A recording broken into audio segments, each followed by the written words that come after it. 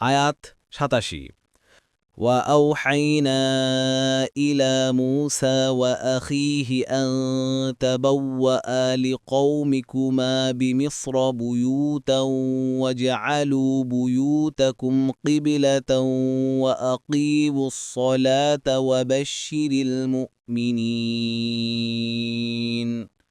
অনুবাদ আর আমরা মুসা ও তার ভাইকে ওয়াহি পাঠালাম যে মিশরে আপনাদের সম্প্রদায়ের জন্য ঘর তৈরি করুন এবং তোমাদের ঘরগুলোকে কেবলা তথা ইবাদতের ঘর বানান এবং সালাত কায়েম করুন ও মুমিনদেরকে সুসংবাদ দিন।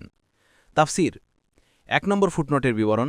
এখানে ওয়াজ আলু বুয়ু তাকুম কিবলাতান এর দ্বারা কি উদ্দেশ্য নেওয়া হয়েছে তা নির্ধারণে কয়েকটি মত রয়েছে।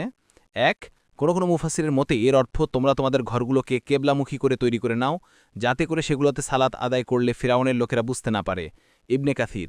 ২ কোনো মুফাসসির এর মতে এর অর্থ তোমরা তোমাদের ঘরগুলোকে মসজিদে রূপান্তরিত করে নাও, যাতে সেগুলোতে সালাত আদায় করার ব্যাপারে কোনো প্রতিবন্ধকতা না থাকে, কারণ পূর্ববর্তী উম্মতদের উপর সালাত আদায় করার জন্য মসজিদ হওয়া শর্ত ছিল, যেখানে সেখানে সালাত আদায়ের অনুমতি ছিল না।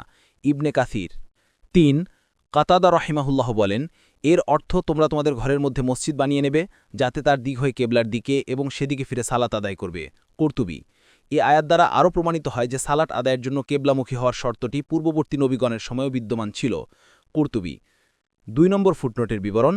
অর্থাৎ কোন মুফাসসির বলেন এখানে রাসূলুল্লাহ সাল্লাল্লাহু আলাইহি ওয়াসাল্লামকে উদ্দেশ্য নেওয়া হয়েছে, তখন অর্থ হবে বর্তমানে ঈমানদারদের উপর যে হতাশা, ভীতি, বিবহলতা ও নিস্তেজ নিস্পৃহ ভাবছে আছে তা দূর করে তাদেরকে আশান্বিত করুন, তাদেরকে উৎসাহিত ও উদ্যমশীল করুন।